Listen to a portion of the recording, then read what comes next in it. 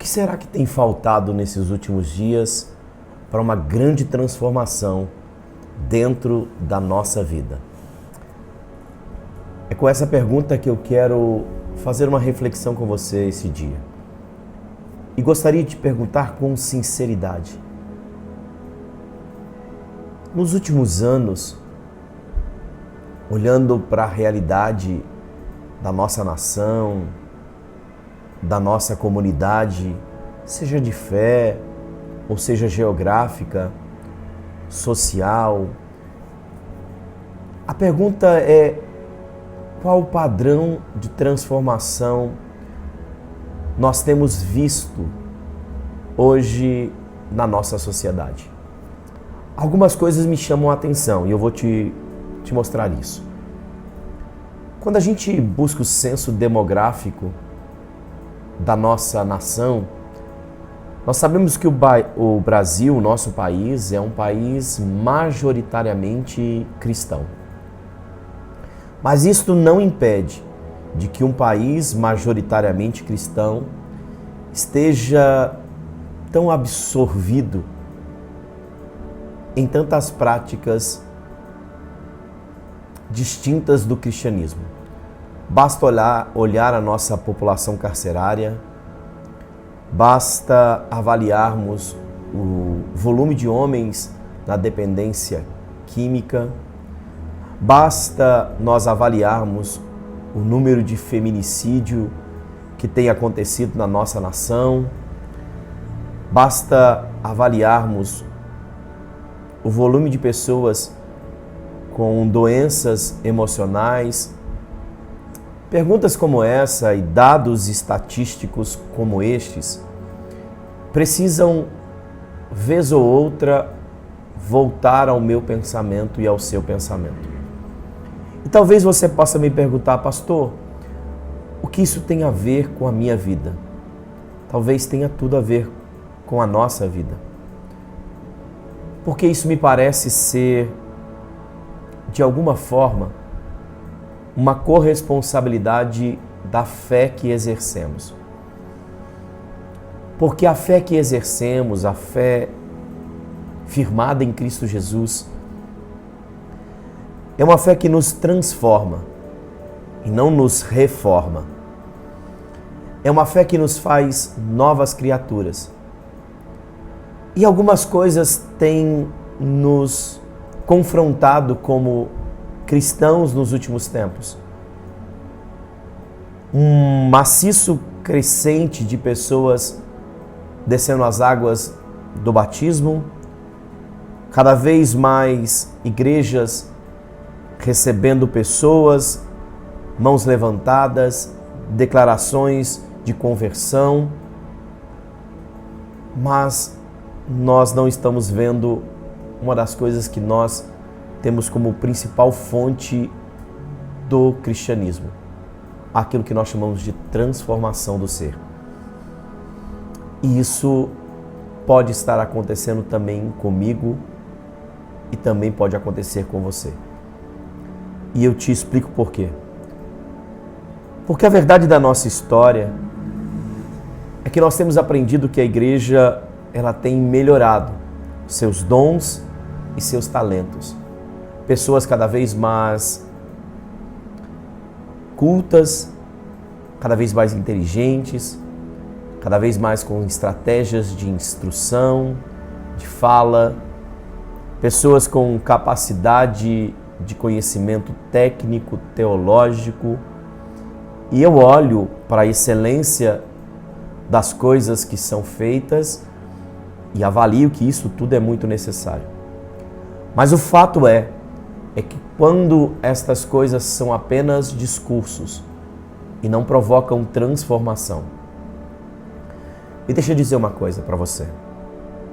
Quantas coisas você sabe, conhece, fala, às vezes até prega, mas não vive na vida? Quantas coisas de verdade você, lendo a Bíblia, tendo conhecimento das Escrituras, sabe a realidade de etimologia, teologia, Você conhece de hermenêutica, você conhece de tantas coisas, mas não tem autoridade para transformar a própria vivência. E isso não é um julgamento, é apenas uma reflexão, é apenas um apontamento. Sabe que nada vai ser sobre o outro, tudo vai ser sobre nós. É tudo sobre mim. Eu faço uma reflexão sobre a minha vida. Quantas coisas eu sei e quantas coisas eu não as pratico. Quantas coisas eu conheço e quantas coisas eu deixo de executar. Quantas vezes eu fui ao médico e ele me disse que era necessário fazer uma atividade física, controlar a minha alimentação e melhorar meus hábitos. E eu te pergunto, mesmo sabendo, quantas vezes eu não pratiquei? Quantas vezes eu não executei? Quantas vezes, mesmo sabendo, eu não exerci e não transformei a minha vida? Então a ignorância, eu avaliar isso só no critério da moralidade. Eu estou pondo isso no critério da praticidade. Porque essas coisas me levam a entender se de verdade eu vivo o Evangelho na sua plenitude ou eu vivo o Evangelho na minha completude, na minha maneira de pensar. E a palavra não é completude, é na minha finitude. Porque eu tenho as coisas finitas em mim, terminadas só em mim, pensadas para mim.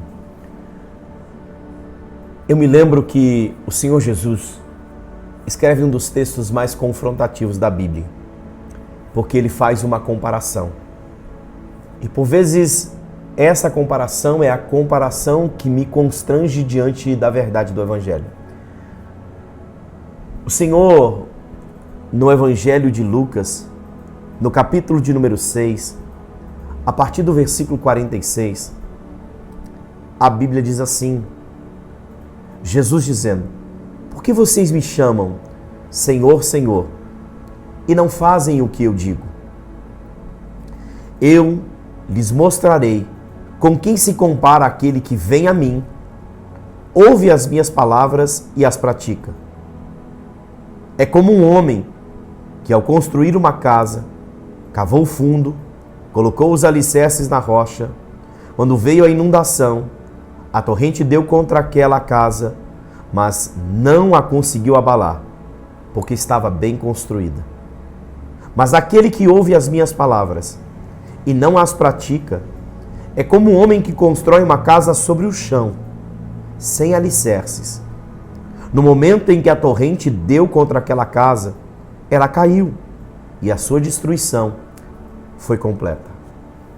Sabe, eu conheço tantas pessoas que sabem aconselhar, que sabem falar, que sabem identificar o erro, que sabem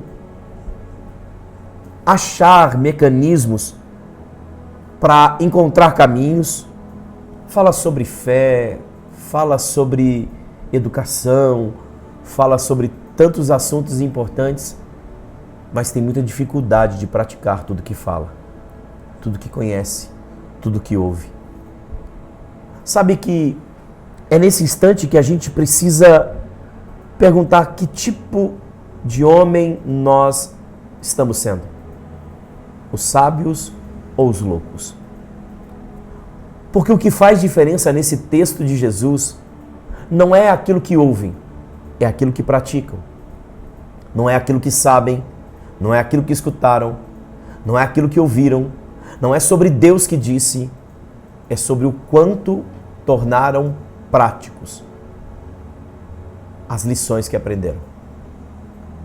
Quantos questionamentos existe dentro de você contra as verdades daquilo que você ouviu do próprio Deus. E você, na loucura da sua sabedoria,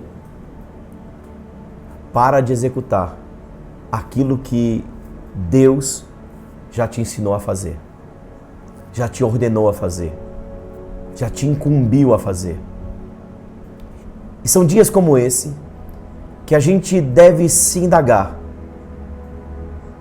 Será que de verdade eu estou melhorando? Ou será que de verdade eu estou sendo transformado? Deus não é o Deus de melhora. Deus é um Deus de transformação. Talvez essa seja a sua maior oração. O seu maior desafio é dizer: Deus, eu não quero apenas conhecer mais. Eu quero ser mais. Eu não quero conhecer a Tua palavra. Eu quero ser transformado pela Sua palavra. Eu não quero falar daquilo que o Senhor disse. Eu quero falar de tudo aquilo que eu vivo a partir do que o Senhor disse.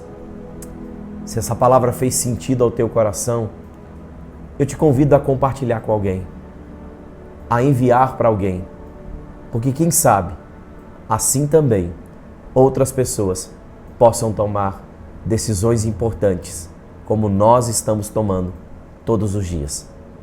Que Deus abençoe você, sua casa, sua família, em nome de Jesus.